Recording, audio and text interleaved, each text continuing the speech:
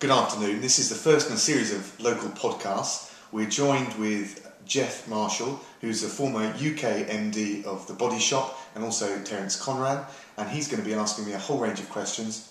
Geoff, over to you. Well, welcome back to our kitchen. I think this is a very good time to talk because even our most centrist of friends are now very concerned, I think, about the prospect of a Labour government under Ed Miliband. And it's worrying to see him 10% ahead in the polls. My view is that this isn't a vote for Labour, it's a vote of protest, typically mid-term stuff, against things that are going on in the government, and nothing more so, I feel, Dominic, than the management of the economy. Pardon the long introduction, but I just wanted to read you something from the New York Times. It says, for 2 years now, Britain's economy has been stuck in a vicious cycle of low growth, high unemployment and fiscal austerity. And it goes on to say that unlike Greece, we've imposed that quack cure, as it calls it, on ourselves. Bringing it right up to date, in this week's Times, the leader says the difficult question is whether the Chancellor should go further and licence a small spending spree that would provide a modest fillip to the economy, but could compromise the coalition's credibility in the financial markets.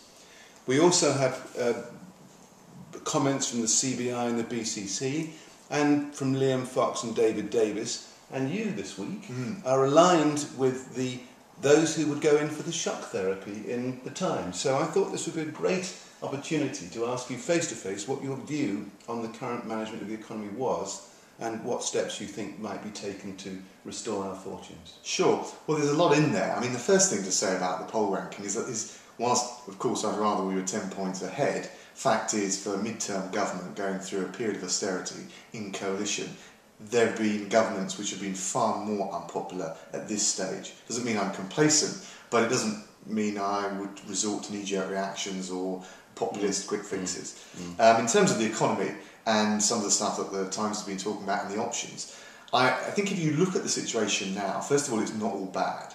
We've seen for 6 months now employment going up. You rarely hear that talked about in the media. We've also seen over 1 million private sector jobs added to the economy under the coalition. So what I'm saying is it's not all bad news. I certainly don't think we should be spending more taxpayers' money to try and get us out of the mess. That will just make an existing horrific debt problem that bit worse. What I think we should do, what I've been saying consistently, is we should be cutting further some of the bureaucracy that we've got in central government in order to try and provide not just a short-term shot in the arm to small businesses through cutting business taxes, but also to deal with some of the long-term competitiveness issues. And I think cutting business red tape and also dealing with some of the infrastructure issues is the way forward. So I do think we need to go further. I do think there are additional things we can do, but it's not all bad news, and I think some of the media misrepresent the true state of the economy, and it's all to play for. At half-time in this Parliament, we need to knuckle down and get on with the job and the number one priority, which of course is the economy. If I might be allowed a supplementary, I think you talk about easing of business regulations to encourage small businesses. I think it's the lack of growth in the economy that is troubling people now. Well, that's true, but why are we getting the lack of growth? I mean, why aren't businesses hiring? I mean, in fact, employment has been relatively buoyant. If you think over the last 6 months, we've had month-on-month increases. But still there's a feeling, and you hear it from the Institute for Directors, you hear it from the Federation of Small Businesses, that if they had all of this regulation off their back, they would take a few more risks, they would hire a few more people. And with youth unemployment still around 22%, that's not just an economic priority for me, I think it's also a social priority. I think that's encouraging to hear you say that, and I hope that more radical, or what Liam Fox called more totemic agenda, finds its way permeating upwards into the we're starting to see that with Michael Fallon appointed as one of the new business ministers. He's made very clear that's an area he's already looking at. He's already bouncing around ideas. So I think we're going to see much more on that kind of area of policy.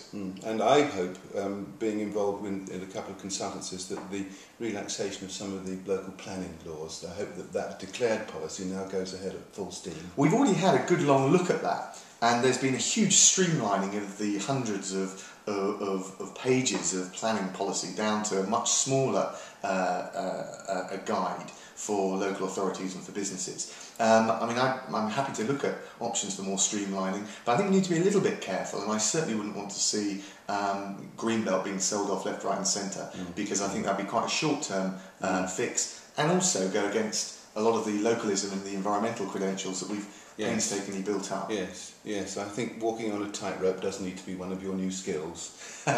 If I can shift, I'm always very interested in why people vote for things, and members of my family vote for what I would say were reasons that were, rather superficial, but I don't think they're in any way untypical.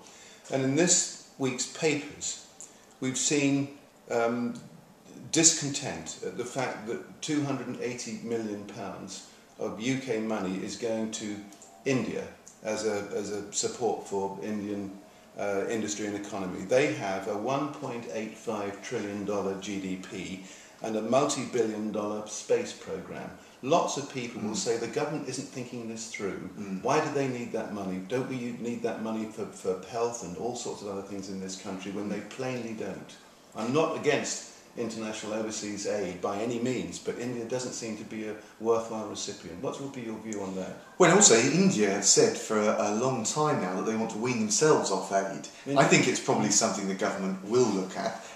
From my point of view, I think it's right that even in a period of austerity, when we've got people living in the bottom billion, some of the poorest living in squalor in sub-Saharan Africa, that we do keep up some of those bespoke programmes. They've delivered bang for their buck.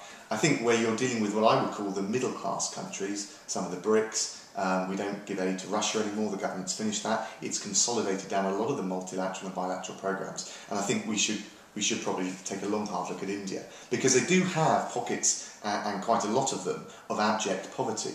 But I think if a country is rising and growing as fast economically as India is, then they've got to take responsibility for their own poor. So I hope that's the direction in which we head.